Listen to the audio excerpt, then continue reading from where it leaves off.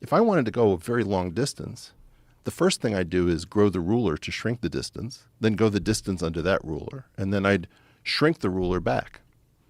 So when you talk about things like, oh, these things are behaving like nothing I've ever seen, well, there are a couple of things that I'm worried about if these things are real.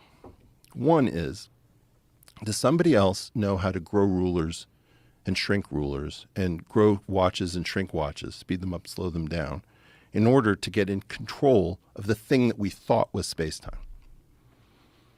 The next issue is, are there multiple temporal dimensions?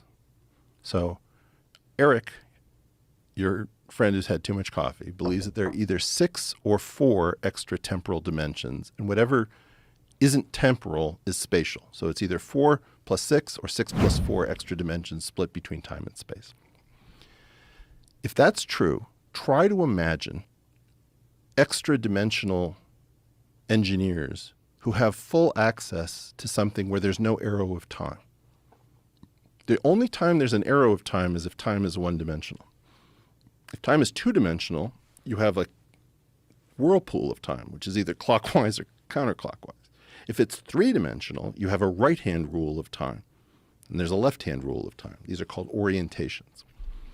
My belief is that we may be looking at something that has access to either 4 or 6 additional dimensions. And again, I'm reading this off of a page of equations and notes. And so you know what they mean in physical reality. In other words, if this thing on the page is true, holy shit.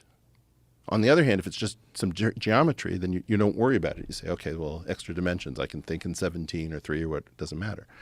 It's not that hard to think in higher dimensions spatially for people who do what I do. Almost none of us can think in multiple temporal dimensions. There's one guy in Los Angeles at USC called Yitzhak Bars, a Turkish Jew, who keeps talking about two-time physics. And I've spoken to him. But multiple temporal dimensions would be a decisive game changer in terms of changing everything that we know about the world. And what would be the technology that someone could use to access that? Because that's the big thing. I know. You think about it. You and I are both old enough to remember cassette tapes and vinyl albums. Mm-hmm. On a cassette tape, you've played your favorite album all the way through, like Dark Side of the Moon, and you want to play it again. You have to rewind through every song you just played, and you hear, right? But that doesn't happen on an album. Towards the end of the turntable time, the stylus would pick up, and it would skip over all the stuff that you didn't want to hear again, and it would go back to some track that you did. Imagine you could do that with time. You didn't have to go back through time to go back in time. Do I even know what I mean? Not really. I'm sort of at the edge of where I can actually say things. But you see, all of physics proceeds from the assumption that time is one-dimensional. We have this thing called deterministic propagation. So if you take quantum mechanics, there are really 2 rules. One is completely deterministic with no probability theory. You've got a system, you know its initial conditions, and you say, if I know the laws of physics, I should be able to figure out where this is. I take this lighter and I throw it up and I catch it, and it described a parabola. Okay. Initial condition, propagation, I measure it. It's completely determined by the point of release. In quantum mechanics, you have the second thing called quantum measurement. And that is this weird probabilistic thing that nobody understands. Everybody says, if you think you understand the quantum, you don't understand it. It's mind-blowing, blah, blah, blah.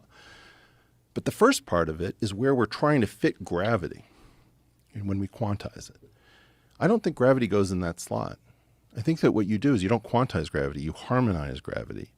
Gravity is the observer. We say, well, when you make an observation, well, who's doing the observation? Is Joe doing the observation? Is Jamie doing the observation? Who's doing this observation? Who has the right to use the second rule for collapsing the state vector with Schrodinger's cat and all entanglement weirdness? Well, I think it's gravity. I think that part of the story is that gravity is the observer through something called a pullback operation. And when you realize that you don't naively quantize gravity the way you quantize everything else. In fact, gravity is the only field living on the successor to space-time, if I'm correct. There are two spaces called X and Y. All the cool stuff in here, the electrons, the quarks that make up everything that you and I are, is living on Y, except for the metric, the rulers and the protractors, which lives on X, which is how you keep gravity separate. And the unification is the unification of these two things in a structure called a bundle. Now, people will go over this, and I'm sure professors will say, well, this is what Eric was saying. Well, he's full of shit. No, he's actually making a point. This story about space-time engineering, where you don't use the Einstein field equations because you're using the successor theory rather than, in the Einstein theory, the entire planet was pulling on you when you needed to go pee. And your legs, I mean, you're obviously buff, you're fit. You just pulled against an entire planet to get out of your chair. And you won. That's how weak gravity is. That's how space and time is barely bent by all of Earth. Now, you're going to tell me about an Alcubierre warp drive where, okay, no, here's what's going on. The ship is inside of this little bubble of warping. No, it isn't. If somebody's space-time engineering and they can get here from very far away, they're not using general relativity in the standard model, my friends. They're using a successor theory, and we have become pussies.